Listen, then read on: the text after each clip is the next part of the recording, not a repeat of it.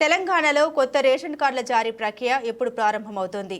లబ్ధిదారుల ఎంపిక ప్రామాణికం ఏంటి? సరళతరంగా ఉంటుందా? నిబంధన పేరిట కోత విధిస్తారా?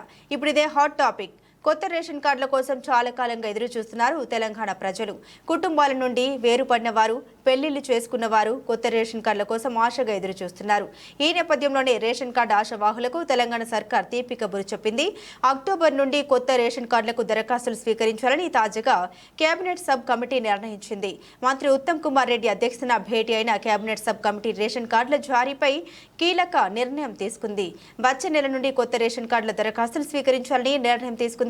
కొత్తగా 15 లక్షల రేషన్ కార్డులు జారీ చేసే యోచనలో ప్రభుత్వం ఉందని తెలుస్తోంది. అయితే కొత్త రేషన్ కార్డుల జారీపై ఇంకా అనేక సందేహాలు ఉన్నాయి. కార్డుల జారీకి లబ్ధిదారుల ఆదాయ పరిమితి, అర్హతలపై నిబంధనలు పునఃసమీక్షిస్తామని చెప్పడంతో ప్రజల సందేహాలు నెలకొన్నాయి. బియ్యం అవసరం లేని వారికి స్మార్ట్ హెల్త్ కార్డులు ఇస్తామని చెప్పడంపై అనుమానాలు ఉన్నాయి. కొత్త రేషన్ కార్డుల దరఖాస్తులకు వార్షిక ఆదాయం గ్రామీణ ప్రాంతాల్లో 1.50 లక్షలలోపు, పట్టణాల్లో 2 లక్షలలోపు ఉండాలని నిర్ణయం తీసుకున్నట్లు తెలిసింది. అయితే ఈ అర్హత పాటిస్తే తమకు రేషన్ కార్డు వస్తుందో లేదో అన్న సందేహం లబ్ధిదారుల్లో నెలకొంది.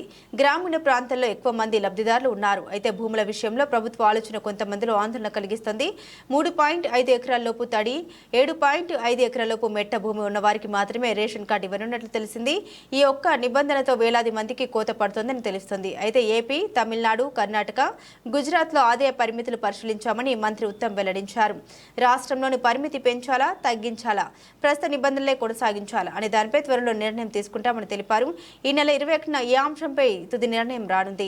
ప్రస్తుతం తెలంగాణలో 89.96 లక్షల రేషన్ కార్డులు ఉన్నాయి. ఈసారి కొత్త రేషన్ కార్డులు, హెల్త్ కార్డులు విడివిడిగా అందిస్తామని మంత్రుల సబ్ కమిటీ వెల్లడించింది. అర్హులైన ప్రతి కుటుంబానికి రేషన్ కార్డులు, హెల్త్ కార్డులు అందిస్తామన్నారు. కొత్త రేషన్ కార్డుల జారీపై తుది ప్రక్రియ నెలాఖరులోగా పూర్తి చేయనున్నట్లు తెలిసింది. సెప్టెంబర్ 21వ తేదీన మరోసారి కేబినెట్ సబ్ కమిటీ సమావేశం కానుండగా ఈ నెలాఖరులోగా ప్రభుత్వానికి నివేదిక అందించనున్నారు.